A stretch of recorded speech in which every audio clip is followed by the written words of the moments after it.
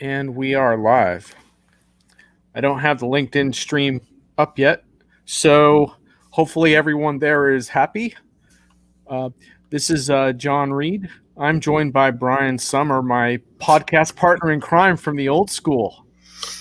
I gotta say, we looked better on podcasts than we do here on video, but anyway, okay. Yeah, what are we going to do? This is my official reboot of my podcast series in the video format. We are streaming live to 5 destinations today. Wherever you see it, you can participate. This is a little bit different than most enterprise video shows. I know you guys are probably thinking, oh man, I don't want to watch another friggin' video show online. Well, anyway, this is the only one that doesn't have a business model. It doesn't have a sponsor. No one's allowed to use the word pivot or call each other a thought leader. And you don't have to listen to Brian and I drone on and on. There's audience participation today. But what we're going to do is we're going to talk. I'm calling this Enterprise Hits and Misses Radio, by the way. And it's kind of based a little bit on my Diginomica Enterprise Hits and Misses column. But basically, we're going to talk about why Brian hates ERP so much these days. What actually does inspire him, what CIOs need to be thinking about during pandemic times and stuff like that. So feel free to sound off if you're listening at the moment. If you miss anything, you will be able to catch a replay. No matter where you're watching is fine, but if you can get over to LinkedIn, that's probably the most fun place to watch it, but it's really up to you. So anyhow, let's kind of get into things. We have Natalie Sutton. Hey, Natalie. Good to see you. Natalie from IFS, who has to put up with us on many occasions. I think we may be in trouble, John, because we've probably rankled so many AR people at different ERP firms that we're going to have. We'll be flooded with comments from folks, about like, really? Yeah, okay. So Natalie, you're just in time to hear how much Brian hates ERP. So this should be great. But okay, so let's kind of step into this a little bit because Brian, you vented spleen on a couple of Diginomica columns in the last few weeks, and readers can check those out at your leisure. But just to kind of give you a sense of them. One of them was called Don't Be a Sheep, challenge a call to re-platform ERP. And then you followed that up. That wasn't enough. You followed it up with a Friday rant last week. ERP in 2020 is a mess. Yeah. Did an ERP vendor like date your daughter or like toilet paper your lawn or what happened here? No, but you're now making me think what's going to happen to my house here on Halloween. So there'll be some ERP trick-or-treaters coming by to bring me the gifts of payback. But no, I'll tell you what, folks like you and I, we do tons of these briefings with vendors. And lately we're wrapping up the fall busy season. And that one rant about it's a mess, it's just like every one of these vendors was saying the same thing. Hey, look at my shiny new platform. Hey, look at the fact that I've got some new widgets that can do AI and machine learning or some advanced smarter analytics. And it's like I've heard that from everybody. What I'm really looking for is show me a real application that you built, on these new technologies. Show me something other than new plumbing. It's like me getting excited about, well, if somebody invited you over to their house and go, hey, we've redone the house, you won't believe it. We put all new copper piping in the walls. But if everything looks the same, what's there to get excited about? So I wasn't too excited about what I saw. Yeah, I think it's interesting because we got a LinkedIn user who is on top of your game. Says, I've never followed Brian, but I will now. ERP is in a complete mess, in my humble opinion. So you're preaching to the choir today, Brian. Wow. Thank God I got one fan out there. So thank you, whoever you are, LinkedIn user. That was nice to see. Yeah, it is kind of a mess. And it's a mess. The economics are upside down. We've got projects that are this big and they deliver that much value, and there's better stuff to chase in some cases. Anyway, I'm not trying to bash the vendors. I think it's just a question of where are the priorities, and this is a time also where there's other issues at play, and one has to do with just how empathetic is the ERP vendor. Are they paying more attention to what Wall Street thinks about them versus what customers need and want from them in these times? And a good example of that is we know that we hear a lot of vendors use words like agile, resiliency, flexibility, scalability. We hear all those kind of words. But I really dare you to go find those in their contracts. We saw a lot of contracts that only scale one direction up.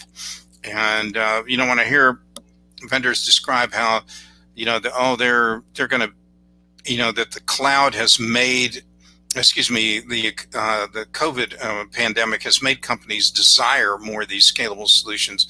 That the way they interpret that is, then we just need to put it up on a hyperscaler, and that makes it scalable. Well, scale and covers a lot of things, and one is I got to be able to size up and size down the solution, the footprint, the computing resources to choose up, do my contract scale accordingly as well. Okay, we have one complaint about the sound quality. LinkedIn user, I'm sorry you're having sound issues. I don't know if it's universal at the moment. What I can tell you is, as far as the echo, we did all the sound tests and we're both wearing headsets. That's about all we can do for the echo thing. If we get more complaints, we might have to reboot the broadcast. But in the meantime, one thing, okay, you said you reconnected and it's okay. Okay, cool. All right, good. All right. So sound check. We passed the sound check. This is good news. I hear you, Brian. I mean, I think one of the really. Oh, thanks, Gabriel. Glad it sounds okay to you. I was going to be really bummed if I screwed up the sound on my second reboot video.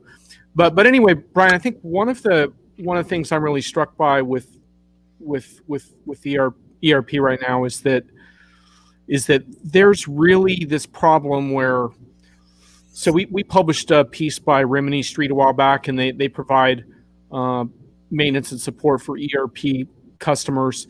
And one of the things that they described is this notion of ring fencing your ERP.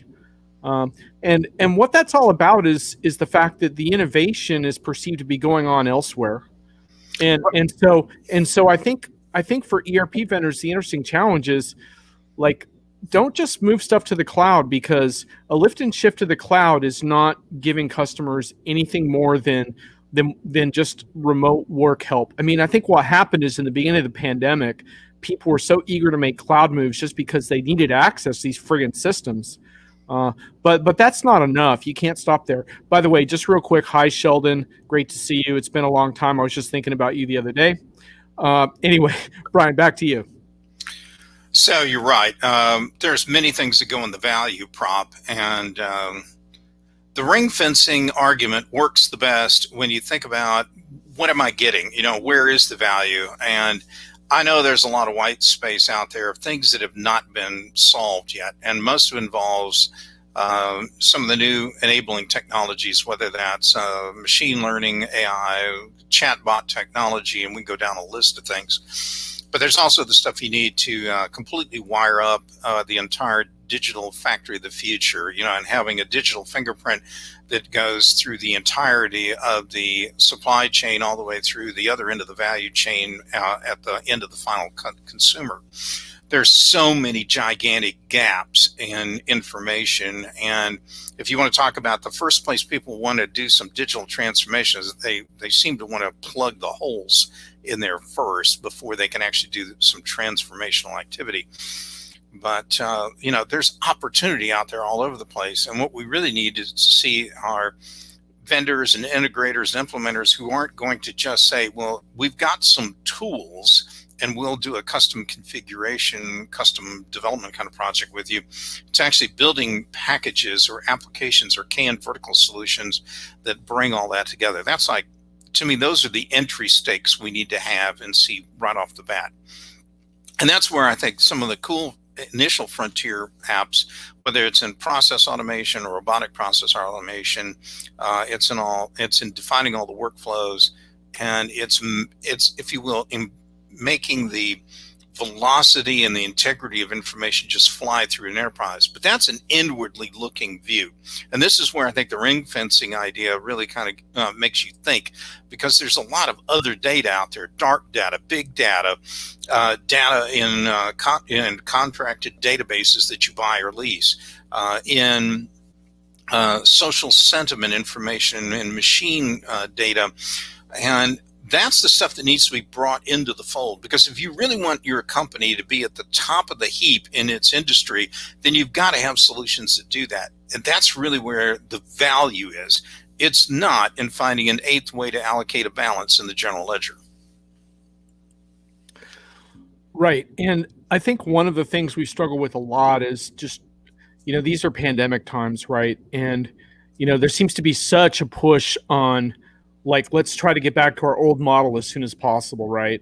So we hear that a lot from vendors, like, see you in Vegas in February. And it's like, yeah, have fun with that. Enjoy the strip. Bring your N95 mask and have fun. But I think part of it is just that right now we need a different message, and we need something that's more about customer empathy. It's more about helping people. It's not a innovation and technology message at its core, right? And so I guess I wanted to just ask you about reopening. I mean, this whole thing. What is your take on reopening? How should we talk about that?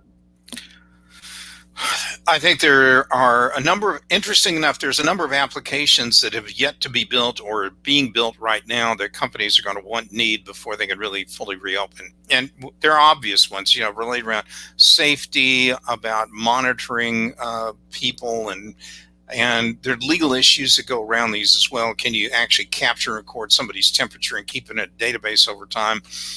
There's a million of these kind of points, and they vary around the world. There's other things where we're going to need to tap into data into travel management systems and tie those in to find out, can somebody come in and, oops, by the way, if somebody all of a sudden does test positive, do we know who else they interacted with at work? It's like we have to go back to building that heat map software to know who you physically interacted with so that we can also have them quarantined. There's a lot of work. I mean, there really is a lot of work. Let's not underestimate that. I think the first reaction was to take the work out of the office and have people work from home. But if you do want to bring them in, and you will want to in time, at least for periods of time, the question is, how do you do that? Do it safely and do it without getting sued or exposing workers to undue harm. Again, lots of work in front. Yeah, it's created some interesting challenges for folks like you and me, right? Because, I've written this pretty blistering series on virtual events, because basically these virtual events that enterprise vendors have put on this year have been terrible. Basically what they did is they took the worst stuff from their on the ground events and put it online. I heard one yesterday, and it started off, well, John, thank you very much for inviting me here on your show today. And I'm like, oh my God, I'm going to be out of this so fast. I hate infomercials. I won't watch them at home. I won't watch them on an airplane on the in-flight video, and I don't really want to watch them at my office desk either. And you're right. It's a challenge. And for doing analyst work like we do, I think the best part of the events actually is rubbing shoulders with the customers. I know you've seen me do this. I love to grab another analyst at some show, and we'll just go show up at the customer lunch or breakfast and just grill them on a million questions. Man, you find out incredible amounts of information from that. And you're the pro when it comes to sitting down with somebody for like 45 minutes to an hour and find out every little nuance of how they implemented or didn't implement a particular package. And we're not getting that right now. That's like a whole channel, a couple of channels of information that are just gone.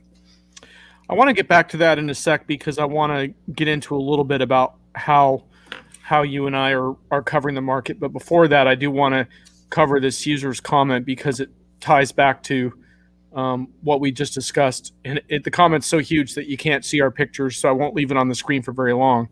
But Companies generally implement ERP, then ring fence it to try and control costs, often led by consultancies, and lose the ability to truly innovate. The BI team who sit across could offer real advice and improvements, but often are just used to firefight the process issues rather than address them. Yeah, I think this goes back to the complexity of so many of these ERP systems. They are infinitely flexible before you implement them. They can do everything. But once you implement them, it's like that old line, they're as flexible as like somebody pouring concrete in a Jello mold, and you're never going to change them after that. I see another comment popped up here. I'm going to let you get this one, John, about SAP technologies. Oh, yeah. Well, Leo, what's up? Good to see you, man. Yeah, he's saying that you had a good show mastering SAP technologies. I mean, first of all, the Eventful guys are some of the best guys in the business as far as putting on the ground events. So I'm not really surprised that their virtual event is pretty good. I wasn't technically invited, Leo. I don't know why I didn't get that invite. I guess I'm not suitable for prime time with them at the moment. But I'm sure it was pretty good, because what they typically do before they're on the ground events is they have customer advisories that have input on what they're going to do, and they're pretty creative in their formats. So I'm not surprised. But in general, I've been hammering these events, and the reason I've been hammering them so much is because there's such a loss of creativity in these event formats. And I have been to some events that were quite good, but just only a handful.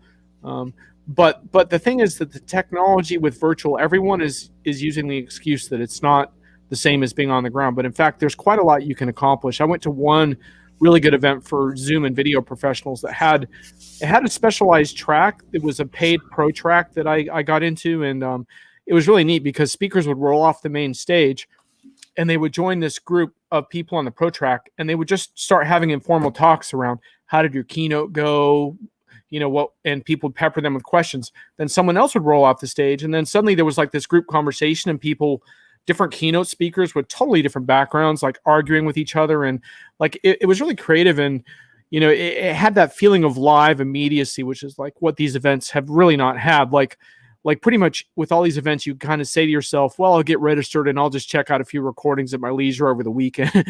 But anyway, I mean, I think that's the real issue right now, is that we just cannot seem to be able to get these vendors to take risks on these events. Brian, I think you might be muted at the moment. Not sure why. Why don't you toy around with your sound for a minute? I'm back. Oh, there we go. All right. So anyway. I was going to say the best events are ones that are entertaining and educational. And if it's really canned and formulaic, it's not going to be very entertaining. I think people listen, learn, and enjoy things. And when all that happens, you got gold. And when you make it boring or dull or pre-recorded to the point of being just dry as a desert, you're not really going to get your messages heard or picked up. Anyway. And yes, Leo, I'm sure everybody figured out that was the correct name, not what showed up on the screen. So I wasn't going to bring that up, but okay. Hey man, Leo's not going to miss stuff like that. He's on the ball. But it is funny because as much of a advocate I am for pushing the creative envelope on these events, the thing is, I have admitted one thing though, Brian, which is, say, the one thing I can't get is I can't talk to drunk customers. Because one of the things I would do at real events, on the ground events, whatever we used to do back at when we would go to the Cosmopolitan or whatever. I would go to these late night events. I would force myself out the door because I knew there'd be some drunk customers, and I need to contrast what they have to say with what I hear from the keynote stage. Otherwise, there's a dissonance there that I can feel it, but I can't figure out the specifics. And so I am a little bit challenged I'll admit it, by the virtual aspect in that way. I do have to figure out like really creative ways of getting the kind of stuff that I used to be able to get from customers after they had a couple of drinks at the bar. Well, let me push this along a bit. I think the other problem is you can't get real information about what's going on with a lot of great, let's say, implementations. That's really hard right now. You don't. A lot of companies don't want to talk about them, even more so than they did in the past, because if they're doing anything, they're doing a small project, not a big one, and they're doing everything remotely, and they're not 100% sure how well it's always going. Now, there have been a few. I know you guys found some, you and Den both, I think, have found some Oracle Cloud Fusion customers that have recently gone live. That's great. But I'm not finding the quantity and volume of customers to talk to who are going through these larger projects. There's some other issues there. Maybe we can get into those about what's actually happening in the market. But that's the other thing where, I live to hear what is really going on those large scale kind of initiatives, and the words are pretty quiet right now. I want to get back to that, but it seems like the ring fencing discussion has a little bit of juice. Leo says around ring fencing ERP, it happens all the time. One solution to that is protect the core ERP and innovate outside. Yep. This approach is really not understood. Leo, do you want to maybe elaborate a little bit around why it's not understood? But I think Leo's perspective is interesting because he's working on pretty large scale SAP projects, and if he's seeing it, it kind of shows you how the market is shifting from core ERP. I think a lot of people think core is commodity, is what it boils down to, that it's a transaction processor first and foremost. And that means we, look, if you took all your IT portfolio and you mapped it in a 2x2 matrix, and on one dimension you've got tactical versus strategic, the other one you're going to have package versus custom, you'll often find that there's a clump of ERP applications like fixed asset accounting that's pretty darn tactical and not very strategic. It's often something you're going to buy a package on. In fact, if you told me that your company's running with a custom fixed asset system, I wouldn't want to be your auditor, because somebody's probably putting the words creative and accounting together in the same sentence, and that usually will get you a jail sentence when something like that's going on. So there's no reason to take risk on that. Same thing with payroll. And a lot of ERP stuff over time shifts down into that one quadrant of tactical and package. And you're not getting competitive advantage out of those things. You get competitive parity as maybe all you get. So once you've achieved competitive parity, why do you want to pour more money into it? You kind of isolate that and focus your IT people and your scarce business capital on the strategic custom things that are going to really drive the business forward. For example, if you haven't gone online, e-commerce, whatever, omni-channel commerce, that's something you definitely want to spend money on, but maybe not in back office accounting. Yeah. So Leo, I don't want to get too deep into the Sapanese on this show, but SAP, meaning SAP Cloud Platform. The thing I would just say to you, Leo, is that's just, even though adoption of SAP Cloud Platform is not stellar, and I think SAP realizes that.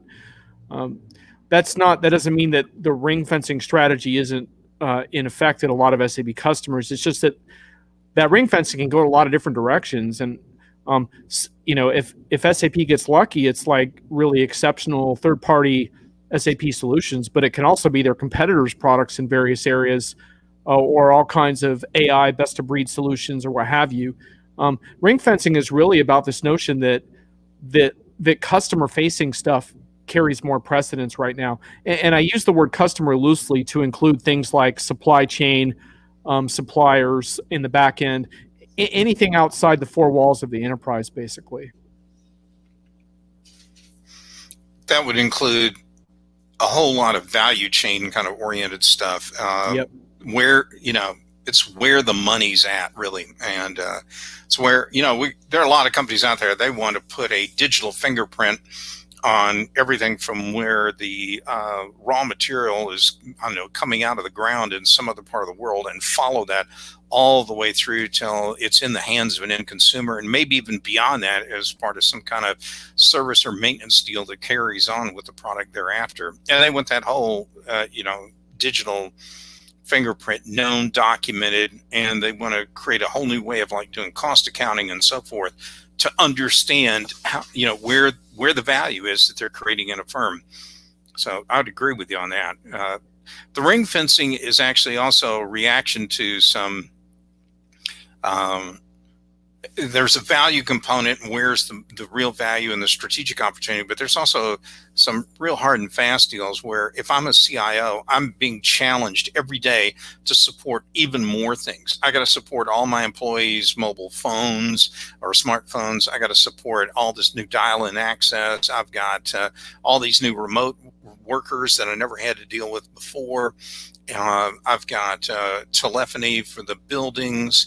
I've got building security, and it just goes on and on. I mean, the list of what a CIO has to maintain or is responsible for is just a never-ending list. And the question is, where are they going to put their money and their attention? And if they can ring fence the ERP, that's a huge amount of headaches they can kind of compartmentalize and leave alone and not have to spend the money on it. Yeah, a little more Japanese here that I want to get into because it's relevant beyond SAP.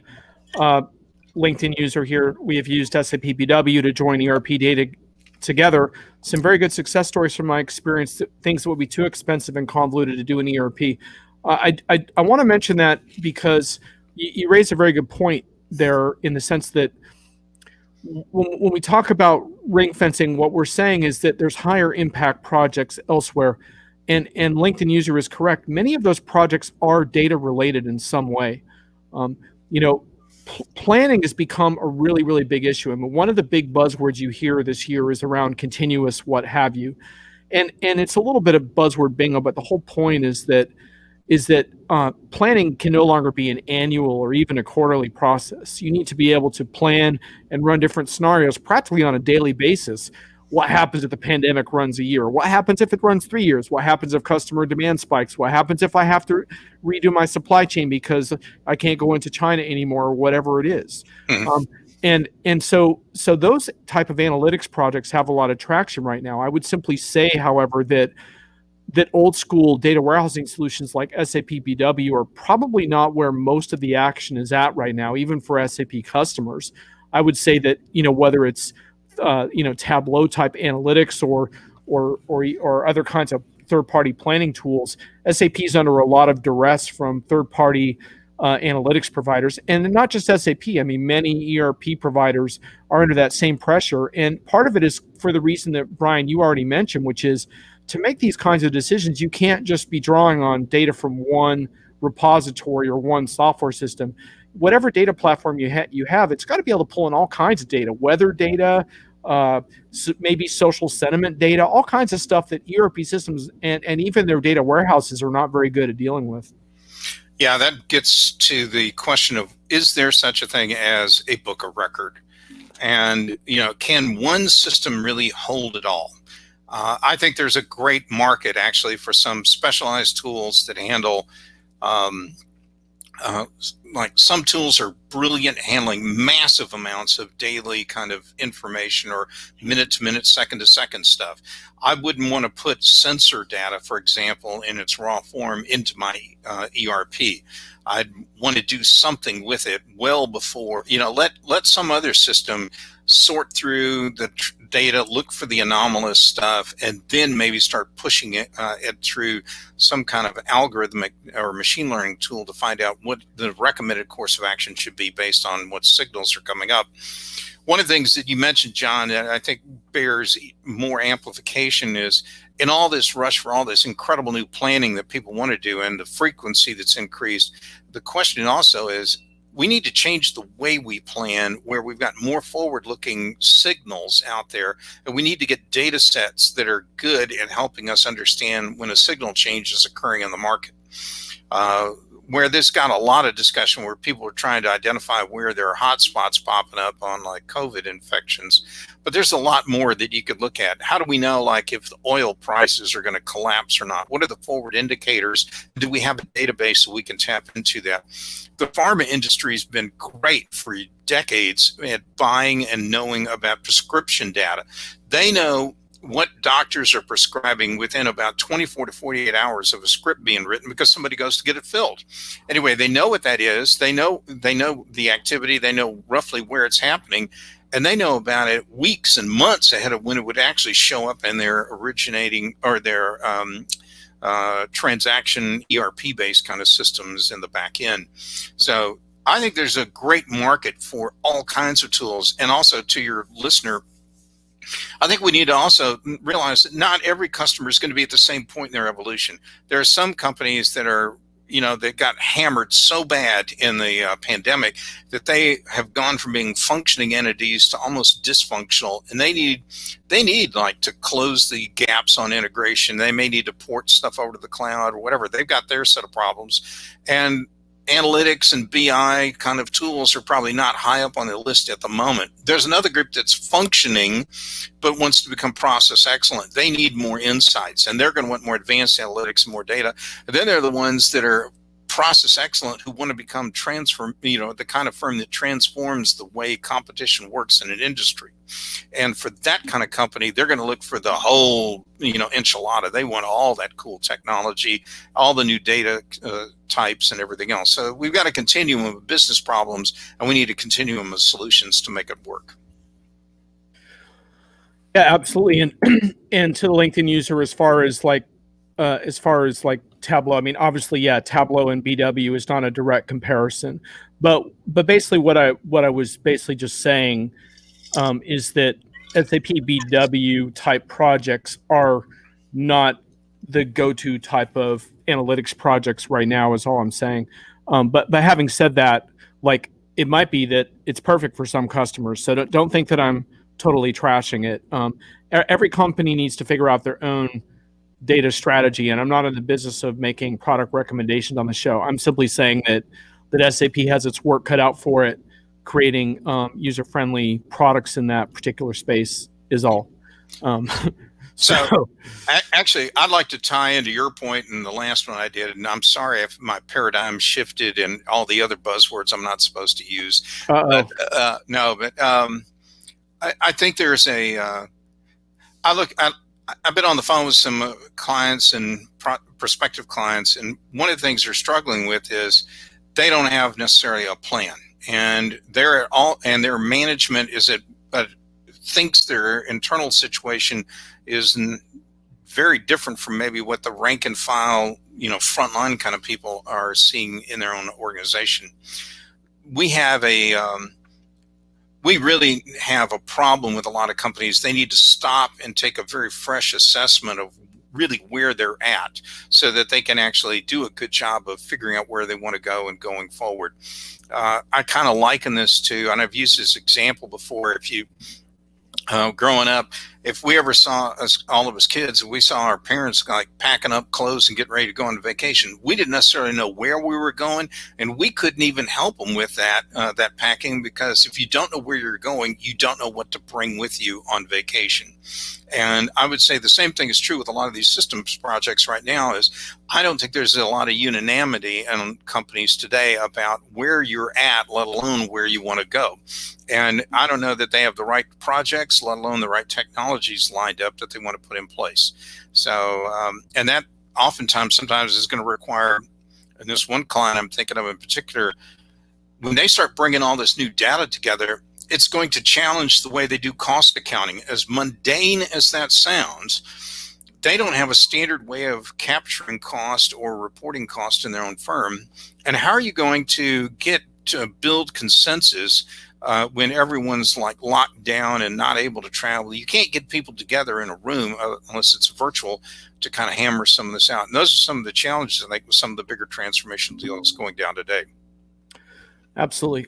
All right. I want to shift gears just a little bit, because I want to get in just a few minutes. I want to get into our advice for customers on our discussion today. But before we do that, I guess I just want to talk a little bit, Brian, about our respective roles in the market and how we come about our ideas. Because the thing is that in our industry, most people in so-called analysts are associated with bigger firms that do quantified research and then they digest that. Folks like you and I mean, I'm with a smaller media group, Diginomica, but we have kind of an analyst sensibility. You're one of the stalwart independent analysts we have left in this industry. We don't have the advantage of conducting a ton of quantitative research, but we come about our insights in a different way. And I think the one thing you and I have in common around that is we end up becoming, the things we learn make us pretty grouchy, I think, around the buzzwords that are thrown around.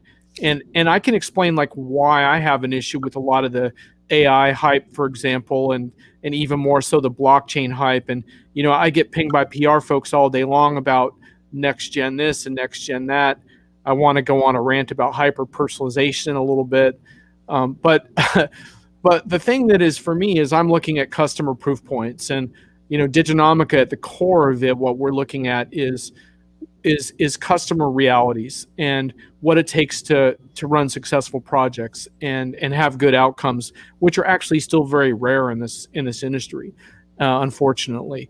And while we do believe in transformation, and that is the focus, it's not really transformation as vendors define it. It's technology, yes, plays a role, and certainly in the pandemic, technology has played a very important role in some areas. But in my view, it's really transformations about people, process, technology. It's all those things at this.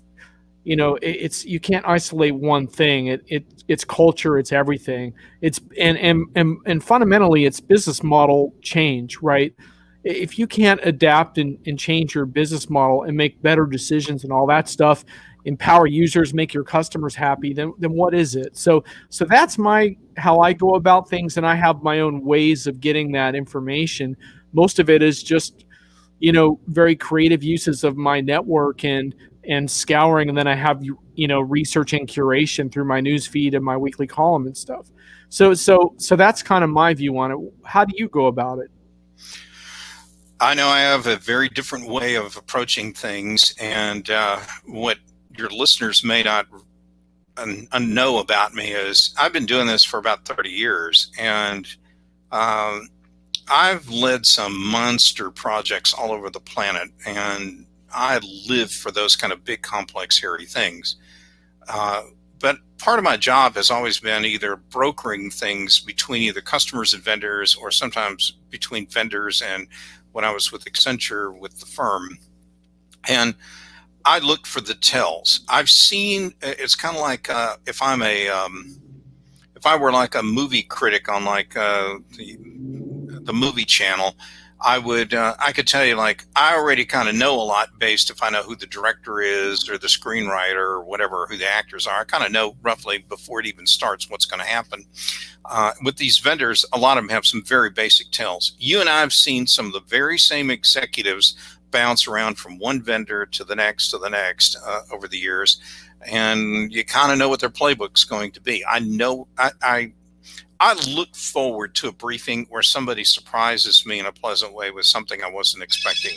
I love those. I don't get enough of them, and I also stand shoulder to shoulder with my clients. I'm a buy-side guy, and when they're frustrated in demos, it upsets me, because I've tried to do my best to streamline this process and coach the vendor, and yet somebody tuned it all out and went back to their usual shtick.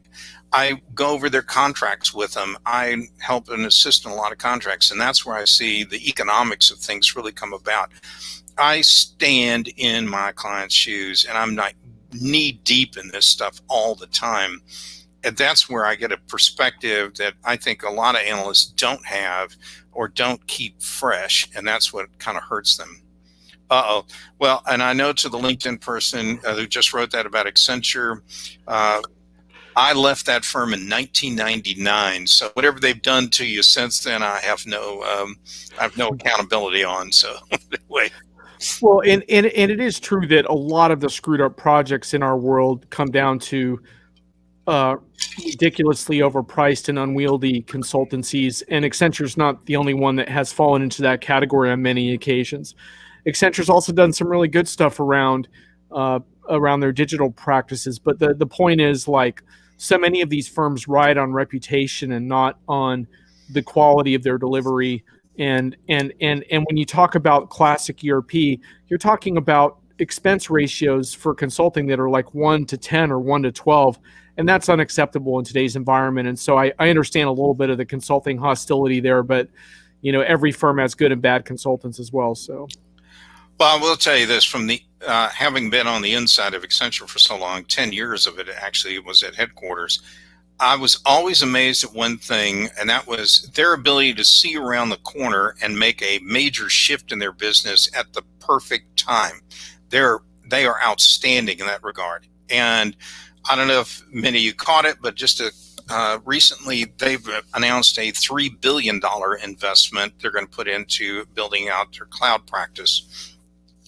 In effect, I think what they're saying is the market has moved, it's shifted, and they're going to move with it. They always want to be just a little bit ahead. That way they can charge premium billing rates. They don't want to be in commodity markets. They really don't. And I think you've got to ask yourself, if you're listening, where's my career going and which skills do I really want to be identified with longer term that are going to be paying the bills, keep the lights on, everything else. I'm probably not going to become a algorithm writer. But if my kids were asking where they should go with their career, if it involves technology, I'd be pushing them hard on some of the advanced technologies, but also on the social sciences. I heard Tom Peters talk this week, and he made a point that really stuck with me, which was he thinks a lot of MBA programs need to do a hard stop and rethink their course curriculum, because he thinks a lot of the stuff was oriented around a business world that was heavily skewed towards manufacturing and supply chain from the 30s, 40s, 50s, 60s, whatever. But now with so many people in softer industries, whether service companies or something as a service or it's a consultancy or what have you, that there's very little in MBA programs that talks about the management of people or the management of projects. And on that point, at the HR conference this week, one of the speakers pointed out that only 1 in 24 executives or managers actually knows how to run a project. And I thought that was just like, wow. So if we're moving to this people-based kind of world, I think we need to get everything straightened out on it. But I think that the smart thing to look at is, why are consulting firms like Accenture making this shift? And what does it mean to me? And let's personalize that and think about that a bit. Absolutely. So folks who are joining the show, I think you're probably getting a little sense of the vibe that I want to have for the show, which is that it's kind of a little bit of a talk radio format. You're limited to text comments, but we'll flow with what you have to say here a bit, and we're not in any rush to wrap up, but we're not going to go on forever either. So as we move into a little bit around the customer advice we want to give, I also would encourage the individuals in the chat, if any of you want to put out anything pertaining to your own career, feel free to do so if you have any questions about that, because our advice is going to be more for like enterprise level customers, not so much individuals. But if you have any questions, put that out there. So Brian, just to finish up the last piece of that, so how are you kind of staying on top of the way you gather information on the market and get your sort of sharp, grouchy takes that you're legendary for? Because I've seen you make vendors uncomfortable on so many occasions. But you did that by flying, in the middle seat of a lot of crappy, the C group and a lot of Southwest flights when you got bumped from the A group. And so how do you do it now? I've been doing it with a lot of phone calls, but I tell you what, I don't know about you, John, but I kind of feel like the universe of people that you can call and tap into, I would say it feels like it collapsed a bit. The accidental meetings, whatever, just aren't as common anymore. And You're right. I actually sat next to some fascinating people on planes and got books worth of great intel out of them. I really loved walking the halls at clients' operations, and you get this like it's like I feel sometimes after some of these big projects, like I earned another master's degree or doctorate, in um, people issues more than anything else. The ability to stare at somebody and look at them and figure out, is this going to be the person that's going to be the obstinate, toss a gear in the wrench, and kind of person that's going to be my change management terror on this project or not. I can do that in person. It's a lot harder to do it on Zoom. And getting the right intel about the vendors, again, I would tell you that I know the usual traps and stuff, and I know how to set them, and I can catch them a lot of times in a lie. And a couple of our peers one time accused me of prosecuting the third largest vendor once when I knew their cloud stats weren't correct, and I nailed them on it. But how I do it today is getting to become ever more frustrating. I would be lying if I told you I had this slam dunk deal that made it super easy, but it's getting harder and harder.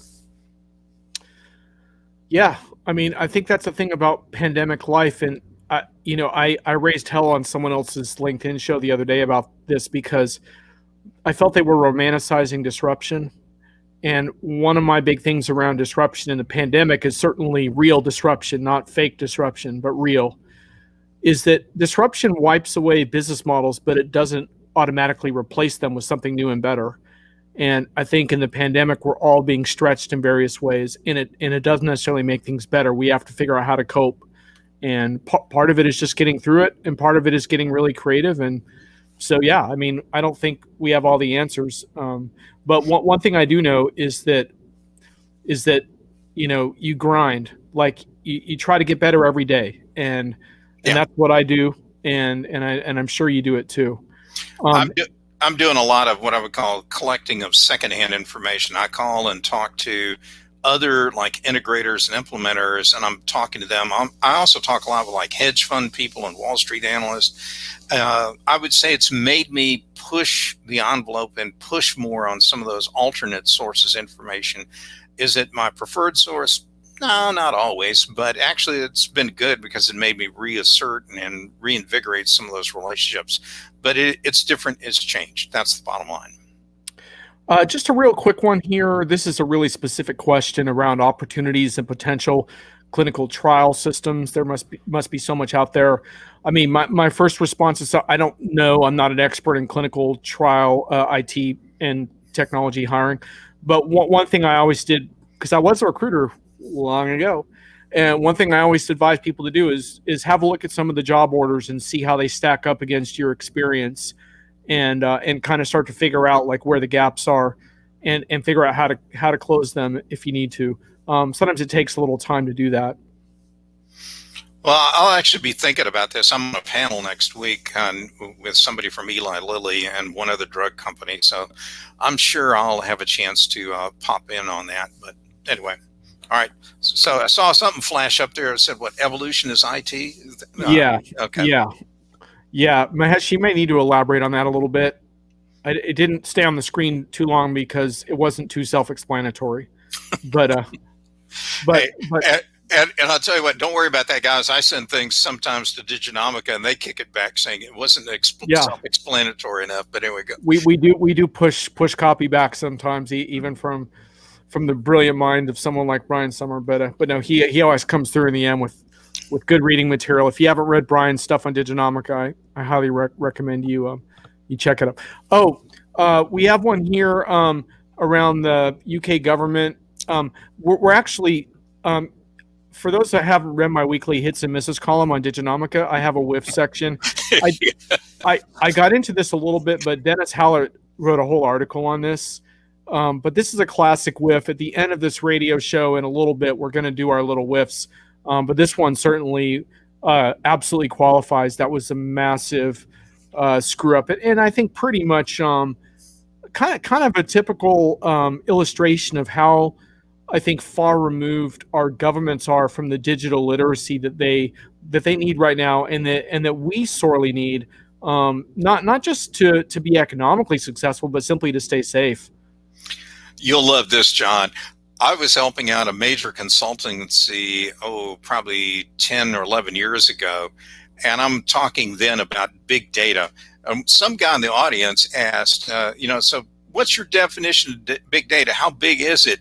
And before I could say anything, somebody else very seriously, a senior manager or partner in that firm, goes, it's big data when it won't fit in an Excel spreadsheet. And I'm like, oh my God, I can't believe that was what the state of the thinking was at that point in time. So yeah, they made a mistake on that one for sure. Whoa. Well, if you like Brian's stuff, start on Diginomica. He also has his own thing going, so you'll find him on social channels as well, sharing his latest insights. Brian S. Sommer on Twitter, as you can see. So give him a follow. Thanks for whoever wrote that, and I'm sure I'll find out later on it was one of my kids. But anyway, go ahead.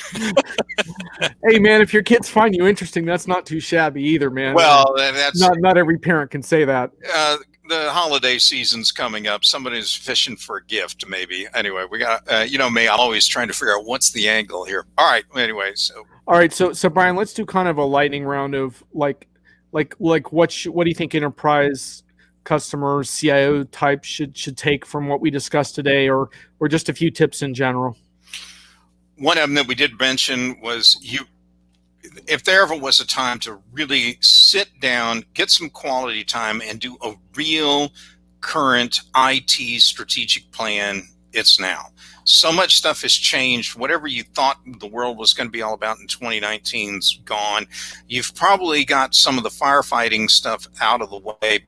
Now you need to be thinking about where you're going to go next. And I would suggest it's not going to be a linear extension of kind of the initiatives and projects you got going on from like 2018, 2019, and you would have done this year.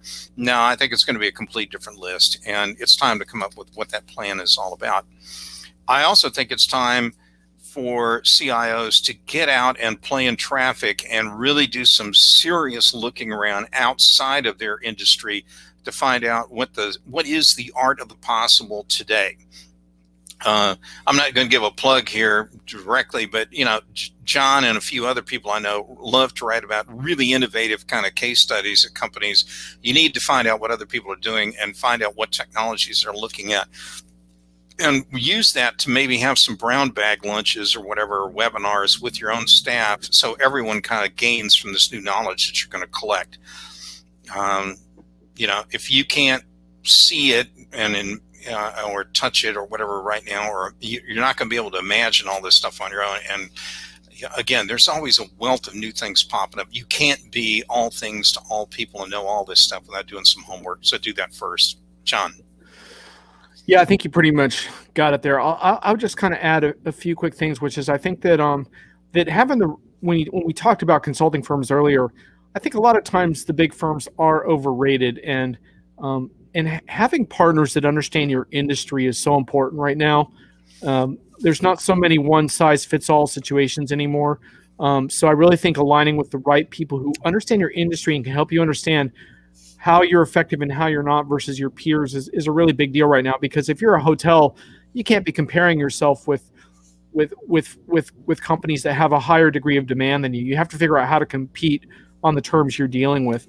Along those lines, I would also say, fund from within is a big thing, right? So cost control via things like process and workflow automation, and then figuring out that it doesn't stop there. I mean, one thing that bothers me a lot is when we assume that that's really enough. I mean, really, it's a cliche, but the CIO should be supporting business model transformation. And so you might not come up with those business models, but you better be able to support it. And that means being able to eradicate the things that are in the way. When your line of business people say, wouldn't it be nice if we could do that? You need to be able to deliver that, not 6 months from now or a year from now, but quick. And whatever that's going to take, you're going to have to figure out whether that's a data platform or a different user experience strategy or application development resources or whatever it is going to have to be. You're going to have to do that. And oh, by the way, security and cybersecurity and all that crap, that's just another thing you have to deal with. It just comes with the territory. Can I pile on one more point related to Yeah, that, yeah. John? And that would be it bothers me when I run into management of companies who want to continue to use a supplier just because we've used them in the last, like 50 years, 90 years, whatever. And when it comes to technology, sometimes whether it's the hardware or it's the application software or it's the consulting firm, I'm going to put this right out right now. The firm that got you all the way through to where you are today may not be the firm that can take you forward into the new brave world, because the new world will require different skills, different competencies, different knowledge, and you may be making a big change. I didn't use the word pivot, but you make a big change that's going to move you into a whole new direction or business model. And you've got to be prepared, in the words of Dear Abby, to seek true love elsewhere if that's what it takes to find a different kind of partner or different partners, whatever, to make this happen for you. Yeah, and the final piece of that is project accountability. And the thing I would put out there, I'm available to hire if needed, independent quality, no bullshit. It helps if we have a name, but that's okay. Maybe the name appears on LinkedIn because I'm not looking on LinkedIn. So, but anyway, LinkedIn users available for hire. but kidding aside around the hiring part, I'll team with them. But anyway, yeah, good to know. Yeah, ping Brian later. But anyway, the thing I do want to say is and to your point around, okay, some of these companies have 7-year contracts. That could well be the case. But despite that fact, the thing is, even in pandemic times, you need to be building a smart network of people that you can turn to. That includes people like Brian. That includes people like the people in this chat. That includes your peers, and you need to be able to get gut checks and come up for air once you embark upon these projects. Because yeah, you might have a long-term commitment with a service provider that you can't get out of, but that doesn't mean you can't bring in an independent to audit that project, or at least seek out independent advice on social channels and get a gut check. The whole thing about it is that just because you have a consulting partner doesn't mean you have to hand over control of your project to that partner. It's all about owning the project, and that requires you to be more informed and more in control and give less faith and trust to external providers. Brian, did I nail that one? Are we good? Yeah, okay. It's not like I'm speechless. It's just I don't know that I want to add anything else onto that. So yeah. Okay. No, that's good. I mean, we've gone on for long enough. Okay, so what do we have left? I think we just have our weekly. Did we cover everything? I think we might get to the whiffs now, since we got the advice and lessons. Yeah. So let's. Did you notice any whiffs this week, Brian, that stood out for you? I was a guest speaker on one of these great web conference user things like you're talking about. And when you were talking about how you had the ability after you talked to go join up with other people, it didn't work for me before or after the talk. So I was part of a conference that I could not connect to anybody on. And to me, I was really kind of frustrated about it and almost perturbed because I can't, part of the reason for doing this is to connect with other people, and that was missing. That to me was a big whiff, but I know that's not what you want, the kind that you love to snark all over, in your article and your weekly deal. I'll go over a few while you're thinking about them. I had a microphone whiff the other day. It's called the self whiff. The mic that you're watching completely fell off. You had an unbelievable green screen adventure this fall, but I won't get into that one. It's available on replay somewhere if someone's really resourceful. But a couple of the funny ones I put in hits and misses. I did not touch on the Zoom attire malfunction because that was just too ridiculous. But the one thing I did say about that in my column was for Diginomic was that I didn't know the cam was on. I think that kind of falls short sometimes. And then my article title of the week was "Escaped Cloned female mutant crayfish takes over Belgian cemetery. I thought that was pretty special. And then I also loved this guy. I have these frequent things in my R Connected Future file. I have a guy, Rashik, on Twitter who reverse engineered McDonald's internal API. Yeah, I saw that. Yeah. Currently placing an order worth $18,000 every minute at every McDonald's in the U.S. to figure out which ones have a broken ice cream machine. So I thought that was pretty classic. But and finally, I just want to go on a little bit. Thank you, by the way, LinkedIn user. We had a good time with your questions as well. You had some excellent comments. Yep. I also wanted to finally say I get some great stuff from PR people, and I feel bad for them sometimes because if they catch me when I'm on like a caffeine rush or I haven't eaten in a while, and they send me the wrong buzzword, sometimes I'll send them something back. And I got one about loyalty programs, and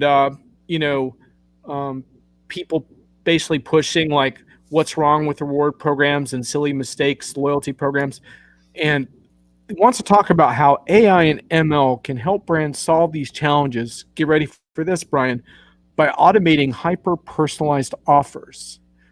And I bet you would like to hear what I wrote back. Sure, I want to hear this, but go ahead. I said, I basically started out by saying some loyalty programs are better than others, but none of them have succeeded in the type of hyper-personalization you were describing here. One reason I think, so I said, I put technology aside for a moment. I said, one reason I think is because of a very cynical approach to email marketing. Take hotels as an example. Even if they have the right data, they think, I don't care if John has never stayed here recreationally and only for business. Send him the recreational offer anyhow, because 10% of the people like him, just like him, are going to bite on it. I don't care if it bothers John or not. So what I said was until businesses are willing to change that, hyper-personalization doesn't matter, even if you can do it. I basically said the technology isn't ready from what I've seen, but even if it's ready, it's too easy to spray and pray and hope for the best. So that's my issue there. So I don't know. I'm not going to try and one up, but I'll add one to the pile. I got a pitch from the vendor AR group, the analyst relations group, from one of the majors, one of the big boys. I got it this week, and they got my name right at the top. The form filler deal. This was a announcement about a new product release, but buried down in the body of it, they didn't put in the name of the product. They had a blank line with parens around it and an asterisk where the name of the new product is supposed to go. Oh, nice. Wait, so I write back to the AR lady and go, I can't wait to get a story out about parens, underline, asterisk, closed parent. This sounds like a fantastic new product that everyone will want to know about. Then I go, so can you send me a screenshot of parent, asterisk, underline, close parent? And I just do this whole thing about this big long email about what a phenomenal thing this is going to be. Anyway, I get this reply back like, okay, Brian, you made your point. We should read our own copy a little bit better. So it doesn't even have to be heavily automated to be screwed up. But anyway, everyone can get a whiff. And what everyone on this call should do is make sure you live your life with the kind of attention to detail that you never end up on John's whiff column. If I read anything of his piece every week on hits and misses, I go right to the whiffs first to make sure I'm not in it, because I could inadvertently have done something on Diginomica that'll get me in there, and I'd live in mortal fear that might happen. Anyway. The one thing I haven't figured out how to do on the broadcast is strike throughs, unless I did my own comment, which I could maybe do a strike through in the comment. I'll have to check that sometime, but that's the only thing I can't duplicate. But I appreciate everyone who joined, and if you missed any of it, it will be put out on replay. You'll be able to see the video replay. It'll also go out to my audio subscribers. I have an audio version of this called Busting the Omni Channel, which you can do a search on. But the reason I call this Enterprise Hits and Misses Radio is because I'm really just a frustrated talk show DJ that never got an opportunity to do that. Um, but I think the whole radio thing is basically like just the hell with overpolished video. Like let's have some real conversations. And Brian's a great sport for doing it just on my second time. I don't think we had any technical difficulties, which is kind of amazing. Oh wait, we got Stephanie here. Stephanie from Sage Intact. Hey Stephanie, how we doing? Hey Stephanie, you missed our section on how much Brian hates ERP vendors. Sorry you missed that. I think you would have enjoyed that one. I know we can't get audio on her, but don't mess it up, John. I have a good relationship with Sage so far on the Intact side, so I'd like to keep that one going, because what your audience may not know is every year there's at least one vendor that doesn't want to deal with me because I don't know, maybe I called him on something a little too hard. But anyway, all right. Yeah, Stephanie, I appreciate you swinging by. I hope you enjoyed all the Sage Intact Advantage coverage. I lost some sleep on the last one I did. Brian wrote a monster piece. If you guys don't follow Sage Intact, very interesting vendor to check out. Part of the reason for that is because I think what they're trying to do with expanding both horizontally and vertically at the same time is very interesting. And also just the data and analytics strategies and issues they're trying to conquer. So I just wrote a piece on that today. So and one of the things was about like how all cloud ERP vendors are pushing to be perceived as strategic and analytical systems, not just operational and transactional. But then what does the buyer do? What does the customer do? As far as, do you look at the vendor's offerings? You look at third-party stuff. It's very interesting stuff, and Sage Intact's right in the middle of that. So it's nice to see Stephanie here catching the tail end of this. And yeah, you can see Brian go off on ERP in the beginning, Stephanie. So I'm sure you'll enjoy that. They actually have a phenomenal CTO, Aaron Harris, and I had the pleasure, and he may not agree with this, but Aaron and I were on a flight to go to Dallas out of Hellsburg, California this time last year. And I don't know, the plane got screwed up or there was some terrible delay. And anyway, I ended up bending his ear for about 3 hours at the airport in the gate area. But I have a great respect for the guy because he really knows his stuff. And I think if we'd have been there another 3 hours, the two of us probably would have pulled out some paper and re-architected some of the other Sage applications while we're at it. Anyway, he's a good guy. Stephanie, for future notice, I'm gonna try to do this every week at 4 p.m. Eastern time on Friday, and I may have bonus sections as well. Brian will definitely be a frequent guest. I still need to talk with Brian about whether he actually enjoyed doing this today and whether he wants to come back. But my vision is that Brian will be coming back on a regular basis because his pearls of enterprise insider have not been exhausted, despite the fact we've been going on for an hour now. Unfortunately, we still left a lot on the table, Brian. I'm sorry about that, man. Yeah, well, you haven't seen me at a client. I mean, I can go all morning long, and then even in the afternoon. Just let's talk about who's on your short list, and we'll go through all that. Yeah, I got a ton of material.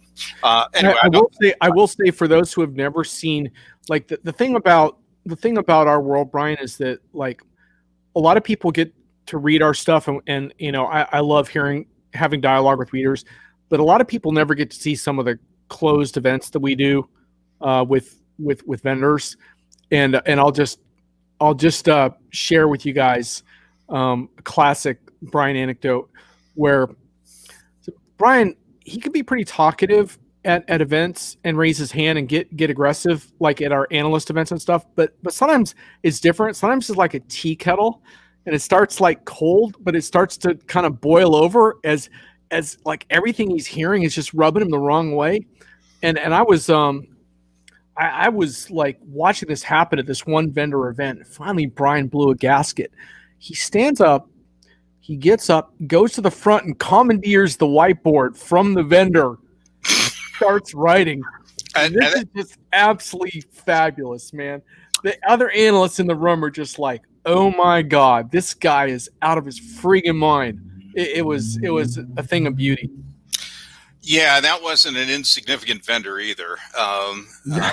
No, it was not. Well, let's Yeah. just say, in fact, we probably should have talked about that vendor today, but we ran out of time to get into that. So maybe Brian will pick up on that next time. I'll make a note to get back to that topic because I don't think that topic is going to die down anytime soon. For the LinkedIn user around getting caught off guard, thinking about what to ask, don't worry about that, man. You asked some really good questions today. So thanks for keeping it real in the chat. Yeah. And dissing Brian's former employer was entertaining. So Stephanie, yeah, we wish you were here too, man. I remember having that great banter with you. Where were we? At Brian's favorite hotel in Nashville? Oh, that glass biodome thing. You love that hotel. It's your favorite, right? No, I can't stand. What is that called, Stephanie? That hotel that Brian loves so much? That was so fun. It's like this whole indoor, like it's almost like The Gaylord. Yeah, it was the Gaylord. That's right. It was the Gaylord, man. Your favorite spot. So for the listeners, in all fairness, the problem with our job is all the vendors go to the same venues all the time, everywhere. Okay. And so we clearly have some things to moan and groan about sometimes when they pick some horrible location. And I'm not saying the Gaylord was horrible, but it has its challenges. But anyway, Are you part of the Gaylord's loyalty and rewards program, Brian? Because I hear there's a hyper personalized offer coming your way. I think they're part of Marriott now, but this stuff gets so routinized that, like John and I, a lot of times we'll hit some city, and the first thing we do, one of us will do, is look up on Yelp or Google, whatever. We want to find like the best barbecue joint in that town, and we've hit a bunch of them over the years. And I'll tell one on John. We went to one in it was supposed to be highly rated in Atlanta. And oh yeah, that one. And it turned out that this piece of brisket I got, I tweeted about how you could have repaired tire tread with that piece of meat. I mean, it was tough. And to my utter amazement and pleasure, the CEO of the vendor that had us out there read that. And on his own, he sent some Kansas City barbecue to the two of us, and we didn't ask for it. And I didn't tweet it because I was looking for something. I just thought, as a guy from Texas, you really appreciate a good piece of barbecue. And that one was not it. That one was really tough. And then in contrast, I think the folks at another vendor must have been hip to that and arranged a barbecue crawl for us was that January of this year or like December of last year, something like that. And that was phenomenal, I thought. What'd you think? Oh yeah, that was classic. That was good. All right. Well, hey, just real quick on the BW thing. I don't have an issue with BW. Like I said before, it's all customer choice, man. If it's a good fit for your customer, absolutely. I'm only saying that large scale data warehousing projects are not often the top choice for customers who are looking for quick results on analytics right now. That's all I'm saying. That I'm not saying that it's a bad thing. Just saying it's just my observation, and I'm just simply saying that SAP has some work to do there. But they know it. I've talked with them about it. They're trying to fix a lot of their analytics strategy right now. That's why the SAP Analytics Cloud product exists. And that's not an insult to BW at all. I'm glad you're getting results out of BW for in the field because, like I said, a lot of products haven't been successful in the past in BI. So if you're getting results, then that's all that matters, man. So don't take that personal. It's all good. And yeah, if you want to message me and tell me a little more about what you're accomplishing there, feel free. I'd love to hear more. Yeah, definitely message John. So not me. Yep. Yeah.